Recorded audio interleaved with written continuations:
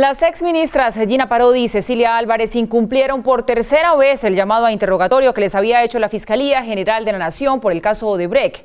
Jaime Lombana, abogado del Centro Democrático en el caso, pidió que se les imputen cargos a las exministras. El tercer intento de la Fiscalía para interrogar a Gina Parodi y Cecilia Álvarez por el caso Odebrecht fracasó.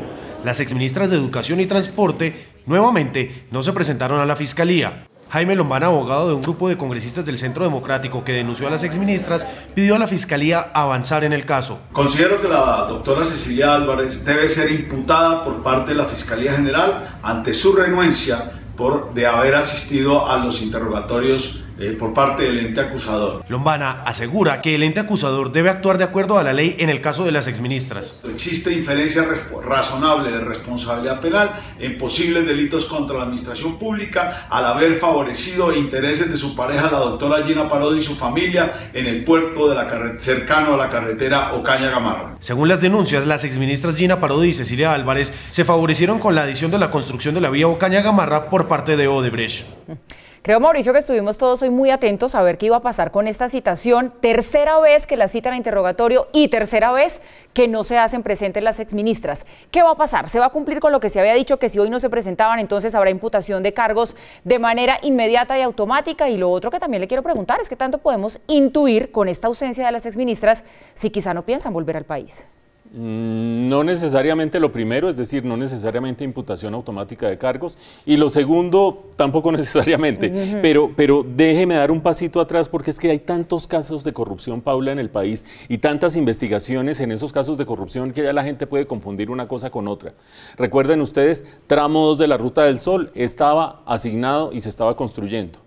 Y una transversal, llamémosla así, que es la adición, el otro sí, entre Ocaña y Gamarra, que no era parte integral de esta ruta, se le pegó. Es decir, no se le abrió licitación, sino que se dijo, hagamos un otro sí al contrato y metamos ese pedacito. ¿Pedacito de cuánto? 600 y pico de millones de pesos, es decir, pedazote.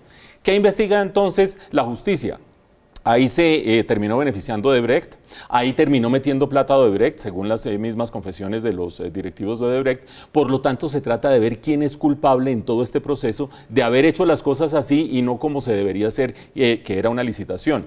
En este caso, a las dos exministras se les termina involucrando, a la una por ser ministra de Transporte y por tener directa o indirectamente injerencia en la decisión, aunque todo el gabinete firmó el documento COMPES que le dio vía libre a esa adición, y a la otra, a la doctora Gina, porque ella no solamente también firmó el documento COMPES, aunque no tenía nada que ver con la cartera de transporte, sino que uno de sus familiares, uno de sus hermanos, tenía intereses tiene intereses en un proyecto que se ve directamente beneficiado por sacar esa carretera hacia allá. Esa es la investigación.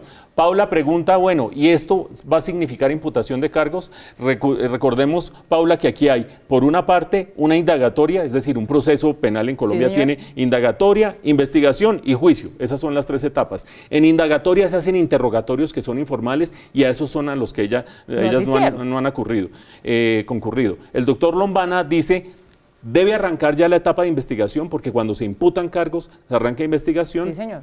Y después se verá si en el juicio se defienden o no. Yo creo que sí se defienden y por lo tanto sí tendrían que volver al país. Pero, ¿por qué no es automática la imputación de cargos? Porque sencillamente la Fiscalía va a su ritmo. La Fiscalía agarra una fecha, no vinieron, otra fecha, no vinieron, otra fecha, no vinieron, y sigue averiguando y averiguando.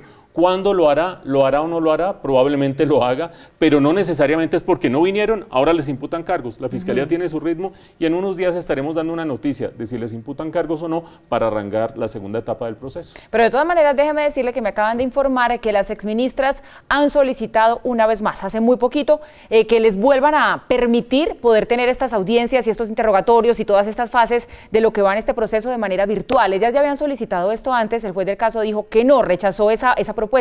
Vamos a ver qué les dicen ahora. A ver qué les dicen.